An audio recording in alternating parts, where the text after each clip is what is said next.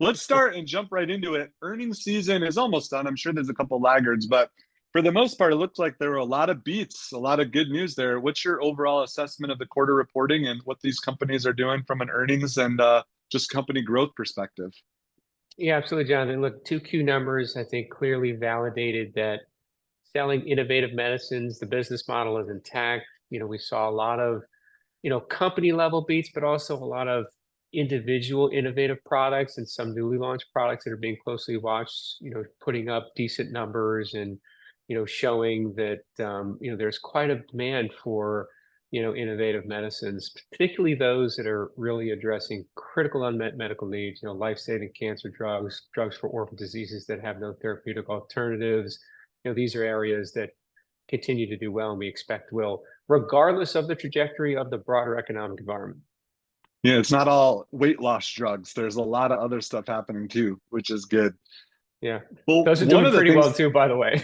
that's true. We don't want to discount that 100%. Well, there was a pretty large, well, in my opinion, pretty large acquisition that took place. Crown Laboratories acquired Revance just shy of $1 billion. Can you tell us anything about that?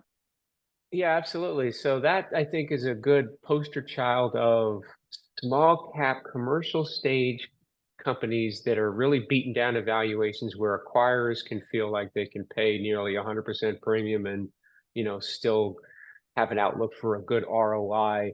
This was a case where, Revance had, gotten approved a botulinum toxin. So think of it as a next generation Botox, which had a little bit longer acting profile than Botox. So that got some folks excited. And, the company was in the midst of launching, across both cosmetic and some therapeutic indications. And, look, it's difficult to launch and commercialize something. And the stock was just decimated and, got down to levels where, obviously Crown didn't think made sense and came in and made the acquisition. But I think Revance is, this acquisition is sort of a harbinger of where valuations are across some Hmm. mid cap therapeutics companies, and a lot of them are still pretty heavily discounted.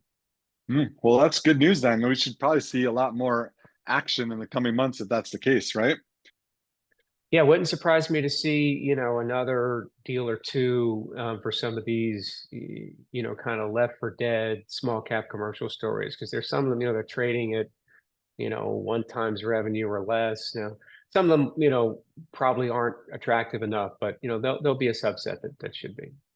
Well, that kind of brings us to one of the themes that you've talked about is this, it's going to happen with the Inflation Reduction Act. We call it the IRA. And as it relates to these large companies trying to make up for their loss of exclusivity patents and how they're going to do that. Well, the IRA announced this week, maybe it was last week, that we have price controls and they sent us the information, publicized it out there. Should we be scared about that? Are these companies whose drugs, and let's be honest, a lot of these are large enterprise drugs. And they're some of them with 40 to 50% discount in the price. Does that mean we're going to see their revenue drop 40 to 50%? This could be some scary stuff to the layperson on face value. Yeah, Jonathan. So this is a good example of, don't necessarily believe what you read in the headlines. So Mm, Centers for Medicare and Medicaid Services, CMS, published the first round of, price controls, really what they are. They call them negotiations, but that's just basically a euphemism. And what was put in the press release, John, this is interesting. So they announced discounts based on the gross list price of these drugs, which nobody pays. But in the press release, they call out, kind of 40 to 80% discounts across this initial batch of 10 drugs that were eligible for these price controls. Now, mm, the disingenuous part here is that, as I sort of alluded to, no one really pays the gross list price. And so the actual discounts off the net price are more in the range of kind of 4, 5 to 30%. So there's a bit of a spread there, but it's certainly a far cry from that, up to 80% headline, which was in the press release. And mm. let's just use an example. So Bristol Myers sells a anticoagulant drug called Eliquis. This drug was announced to have a 56% discount off the gross price, but the current rebates are 40 to 50% for Medicare plans currently. So the actual, discount from the current net price is more in the range of kind of 10, 15%, kind of in there somewhere, right? Huh? And don't forget, Jonathan, the other thing to think about is that, this will just apply for, kind of Medicare patients on, government plans. Mm, And the revenue, let's use Eliquis for example again, attributed to Medicare for Eliquis is about 60% of the patients. So, and that's one of the mm, higher ones, right? So across those 10 drugs, there's a range of, 30 to 60% of the patients that are on Medicare. So you have to think about that net price versus the fraction of patients that are on Medicare. So the mm, bottom line is that sort of the net reduction in revenue is going to be more incremental. And mm, certainly for the major brands that were affected, it's all everything that's been announced in terms of the final prices, Jonathan, is already well accounted for in forward guidance, either issued by the company or by where consensus estimates are. So there, it actually, a lot of the pharma stocks went up the day they announced the price I saw controls that. because they were, relative to what could have been more draconian expectations, were incrementally positive. Right. And just looking forward, it looks like the next 15 drugs on the list will be announced in February, if I have that correct. And then some sort of explanation of rationale begins in March. And that could be kind of interesting to give us a feel because if I understand it, there's 60 drugs on the list in altogether. Do I have that right? Yeah, so the number scales. So in February, there's 15 more, and then it'll scale up a little bit, on a year-on-year basis. Now, certainly, there's a bit of a camel's nose under the tent analogy here where, hey, if you did 10 and now you could do 15, where does it stop? So that's always been the worry here is that, once you open Pandora's box, what would happen? And, the other concern, to be candid is, under a different administration, would the methodology for calculating what appropriate price controls would be, how would that differ? And Sure. what is the regulatory flexibility there? And there's going to be lawsuits, and I think we kind of know how this is going to go. But I think that that's sort of the big picture. But at least the initial salvo of price controls was perhaps more benign than it could have been.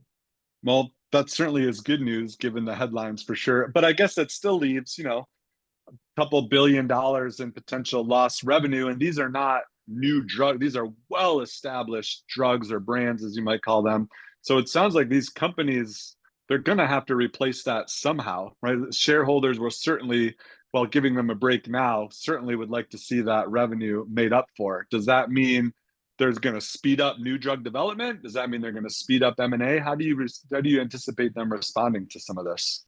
Yeah, absolutely. It's got to be both, right? So, Mm, every one of these companies that has large franchises that have been negotiated or will be in the near term are all looking at their forward pipelines and their forward guidance and really looking to augment. And so there's no question that you're going to see M&A. And I would go out on a limb to say that, for the development stage assets that are out there, for companies that could likely develop multi-blockbuster type opportunities. I'm talking multi-billion dollar opportunities.